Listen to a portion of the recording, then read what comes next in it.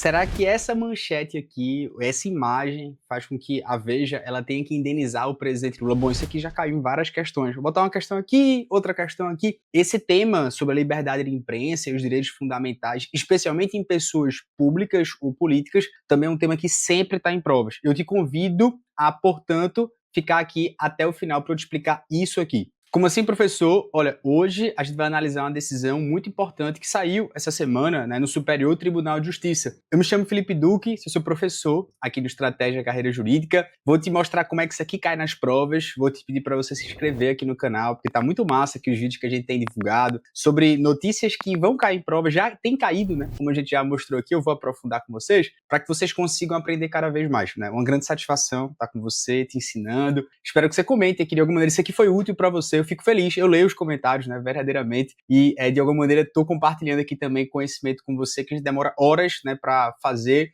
Fico feliz se isso possa ser útil e te ajudar na caminhada. Olha, o STJ decidiu, em síntese, que a revista Veja, ela não vai precisar indenizar o presidente Lula por aquela famosa capa que foi lá em 2015, onde ele aparecia vestido de um presidiário, né? Lembram, né, esse pichuleco, né, que foi essa capa da Veja. E esse caso ele é fundamental para a gente entender os limites entre a liberdade de imprensa e os direitos da personalidade no Brasil. E mais, né? Como o Poder Judiciário ele trata essas figuras públicas quando o assunto é crítica jornalística. Então a gente vai destrinchar um pouco mais essa decisão e entender por que ela é tão relevante no contexto do direito brasileiro, até trazendo julgados de repercussão geral também do Supremo Tribunal Federal. De início, vamos contextualizar o caso, né? Vamos relembrar isso aqui. Em novembro de 2015, a revista Veja ela publicou essa capa que ficou marcada na história da política brasileira. Por quê? Porque era uma montagem onde o então presidente, atual presidente Lula, ele aparecia com uniforme de presidiário, mas não com uniforme qualquer.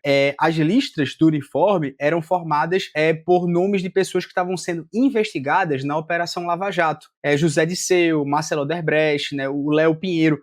Todos ali, eles estavam estampados na roupa. E o título era provocativo. Ele dizia assim, os chaves de cadeia que cercam o Lula. E aí a revista, ela argumentava que essas pessoas próximas era então, ao ex-presidente na época, né? Eles estavam sendo investigados por corrupção e que o Lula, ele estava afundando. Então, claro, era o pleno contexto da Lava Jato, um momento que também era de muita tensão política no país. E aí o Lula, ele processa a editora Abril pedindo indenização por danos morais e alegando que isso ofendia a sua honra. E aqui começa a nossa análise jurídica. Bom, em primeira instância, o que é que disse a decisão em primeira instância? E é importante notar que desde o início, o Poder Judiciário, ele não viu essa capa como abusiva, tá? A juíza de primeira instância, né, a juíza da Quinta Vara Civil de Pinheiros de São Paulo, ela julgou o pedido improcedente. O argumento dela foi muito simples, mas também poderoso. Ela falava, olha, embora a reportagem ela esteja utilizando críticas fortes e termos que depreciam, né, havia uma pertinência com fatos que eram de interesse público, ou seja, não era uma ofensa gratuita, mas sim uma crítica jornalística baseada em acontecimentos reais, né, nas palavras da juíza. E aí o TJ São Paulo manteve essa decisão, então nós tínhamos um padrão. As instâncias ordinárias, elas vinham prevalecendo a liberdade de imprensa como se fosse como um direito fundamental prima facie, que ele prevalecesse diante de outras coisas, especialmente em pessoas políticas. E aí vamos para a fundamentação do STJ. E aí a gente chega no ponto central, que foi a decisão do STJ. A quarta turma do STJ, por maioria de votos, foi 4-1, ela manteve o entendimento das instâncias inferiores. Mas o mais importante são os fundamentos dessa decisão. O relator, que era o ministro João Otávio de Noronha, ele até foi muito claro. Ele falou, olha, as pessoas públicas, elas estão sujeitas a um maior grau de escrutínio por parte da imprensa, justamente pelo papel que eles exercem na sociedade. Então vamos pensar nisso nas palavras do ministro. Quando você escolhe ser uma figura pública, especialmente um político, você aceita um nível de exposição e um nível de crítica de que uma pessoa comum ela não pode suportar. E isso é o preço da vida pública. O ministro Noronha, ele também destacou que as matérias jornalísticas eram baseadas em fatos verídicos ou então ao menos verossímeis, ainda que contenham manifestações severas, irônicas ou até muitas vezes impiedosas, mas por si só isso não geraria um dano indenizável. E aqui está um conceito fundamental que a gente percebe na jurisprudência, que eu vou mostrar inclusive do Supremo. Não basta ser uma crítica dura, ou seja, se ela tiver vinculada a fatos que são de interesse público e se ela tiver base na realidade, ela está protegida pelo que a gente chama de liberdade de imprensa. Inclusive, a ministra Isabel Galotti, ela trouxe um ponto técnico muito importante. Ela disse assim, olha, isso não se trata de você falsificar uma foto ou falsificar um produto por inteligência artificial que mostra Lula realmente dentro de um presídio. Era claramente uma montagem opinativa, ou seja, uma crítica editorial. Ah, mas nem todo mundo pensa assim, tá? Teve um ministro que foi vencido, que é o ministro Antônio Carlos Ferreira, que ele votou sozinho para condenar a revista Veja em pagar 50 mil reais de indenização. E o argumento dele foi que a capa, ela criou uma narrativa visual artificialmente comprometedora. As palavras do ministro.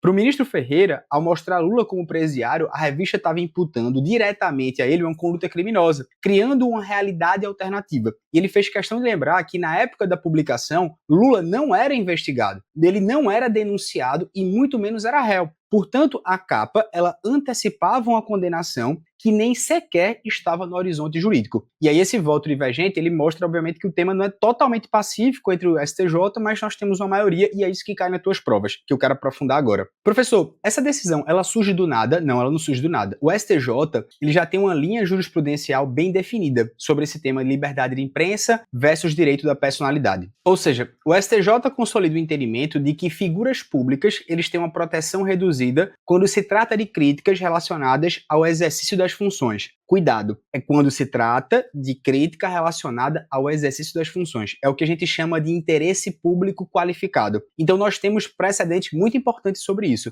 O STJ decidiu, inclusive, que até pessoas jurídicas de direito público, eles têm proteção limitada contra críticas jornalistas. E a regra é, se a crítica a agente ou o ente público, a liberdade de imprensa ela tem uma proteção especial. Por outro lado, o STJ também estabelece alguns limites, que foi o caso que aconteceu da ex-primeira-dama Michele Bolsonaro contra a revista Isto É. Por exemplo, houve uma condenação de 40 mil reais no caso dela. Por quê? Porque a matéria, ela tratava de aspectos estritamente pessoais da vida conjugal. E aí o STJ disse que não havia interesse público aqui. E a diferença é muito clara. Crítica relacionada à função pública é protegida pela liberdade de imprensa. Invasão da vida privada sem justificativa pública, ela pode gerar uma indenização. No caso da Michele Bolsonaro, né, ela falava sobre cirurgia, sobre festa, sobre crise no matrimônio, uma coisa que era uma capa bem sensacionalista. E também vale mencionar aqui a jurisprudência do Supremo, no tema 995, que ele fala que as empresas jornalísticas, elas só respondem por falsa acusação feita em entrevista, por exemplo, se houver dolo ou culpa grave. Se houver uma transmissão ao vivo, a responsabilidade é ainda mais limitada, né? O veículo, na verdade, de imprensa, ele só deve apenas assegurar um direito de resposta e remover o conteúdo falso quando ele for notificado. Então isso mostra, de certo modo, que o judiciário brasileiro ele tem sistematicamente dado maior peso à liberdade de expressão quando há um interesse público em jogo. E aqui, inclusive, eu vou colocar uma tabela bem interessante para vocês verem sobre isso, né? Sobre a capa da revista Veja, nesse caso, pedido negado, as minhas conclusões aqui sobre esse assunto, para vocês terem uma distinção, né? Sobre o caso do Lula, do Pichuleco, sobre o caso do Michele Bolsonaro, que é uma ultrapassagem e já fala de vida privada.